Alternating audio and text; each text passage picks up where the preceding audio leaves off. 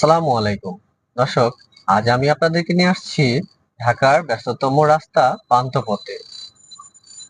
এখানে এসেছি আপনাদেরকে ঘুরে দেখাবো পান্থপথের এপাশ ওপাশ, পাশাপাশি গুরুত্বপূর্ণ কিছু টিপস নিয়েও কথা বলবো। আজ অনেকদিন পর দর্শক পান্থপথে চলে আসলাম। তো পান্থপথে এসে খুব ভালো লাগছে। আর ভালো লাগবেই না কেন? কারণ এই পান্থপথে এসেছি বহুবার, অনেকবার। বিভিন্ন কাজে কর্মে এসে অতিবাহিত করেছি অনেকটা সময়। সেই পান্থপথ আজ আপনাদেরকে ঘুরে দেখাবো। আমরা এখন যে রাস্তাটা দিয়ে প্রবেশ করব, সেই রাস্তাটির বৈশিষ্ট্য হলো সেই রাস্তাটি চলে গেছে একটি বিল্ডিং এর নিচ দিয়ে। তাই আমরা বিল্ডিং এর নিচ দিয়ে কলাবাগান, ধানমন্ডি রাস্তায় ঢুকে গেলাম। আমরা এখন সেই রাস্তা দিয়ে সামনের দিকে এগিয়ে চলেছি।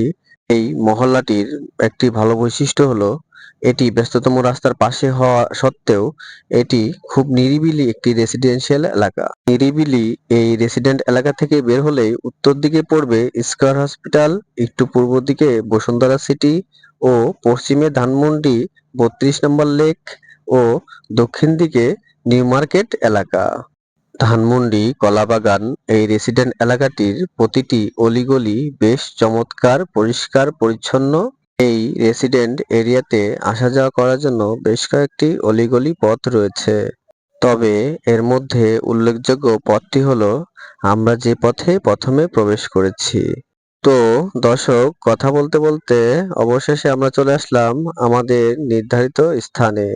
প্রিয় দর্শক, এখন কিছু গুরুত্বপূর্ণ তথ্য ও টিপস জেনে নিব। চলুন গুরুত্বপূর্ণ কিছু টিপস জেনে নেওয়া যাক। আমাদের বাংলাদেশে প্রায় জনসংখ্যা 17 কোটি।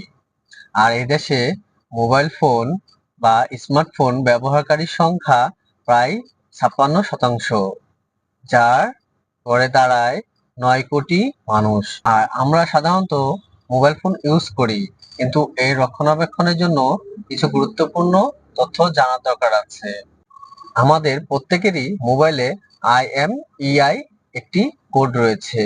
সেটি আমরা অনেকে না জানার কারণে অনেক সময় মোবাইল ফোন হারিয়ে গেলে অথবা মোবাইল ফোন খুঁজে না পাওয়া গেলে আমরা সাধারণত জিডি করি।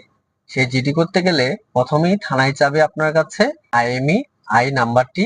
তাই আপনি যদি স্মার্টফোন ব্যবহার করে থাকেন, তাহলে আপনার প্রথমত করণীয় হচ্ছে IMEI কোডটি সংরক্ষণ করা। তো আমরা অনেকেই এই IMEI কোডটি জানি, কিন্তু আমরা করি কি, স্ক্রিনশট দিয়ে নিজেদের মোবাইলেই রেখে দিই। গুরুত্বপূর্ণ এই কোডটি আমরা আমাদের যেভাবে সংরক্ষণ করার দরকার সেভাবে করছি না। এর ফলে কি হয়, আমাদের ফোনটি যদি কখনো হারিয়ে যায় অথবা কোনো কারণে প্রয়োজন পড়ে, আমরা সেই কোডটি আর পাই না। তাই আমাদের মোবাইলটির সেফটির জন্য আমাদের সেই কোডটি সংরক্ষণ করা উচিত। তো সেই কোডটি আজকে আপনাদের সাথে শেয়ার করব কিভাবে বের করতে হয়। তো চলুন আমরা জেনে নেই আমরা কিভাবে এই IMEI নাম্বারটি বের করব। আপনি এটি খুব সহজেই বের করে নিতে পারবেন। আপনি ডায়াল করবেন *#06#। আমি আবার বলছি *#06#। এটি ডায়াল করার মাত্রই আপনার মোবাইল স্ক্রিনে সেই IMEI নাম্বারটি ভেসে উঠবে। আপনি একটি ডায়েরিতে বা খাতায় আপনার বাসায় সংরক্ষণ করুন। তাহলেই আমাদের মোবাইলটি কখনো যদি মিসিং হয়ে যায়, তাহলে আমরা খুব সহজেই সেটির একটি প্রতিকার পেতে পারি। আপনাদেরকে অসংখ্য ধন্যবাদ জানিয়ে আজকের মতো এখানেই শেষ করছি। ভালো থাকবেন, সুস্থ থাকবেন।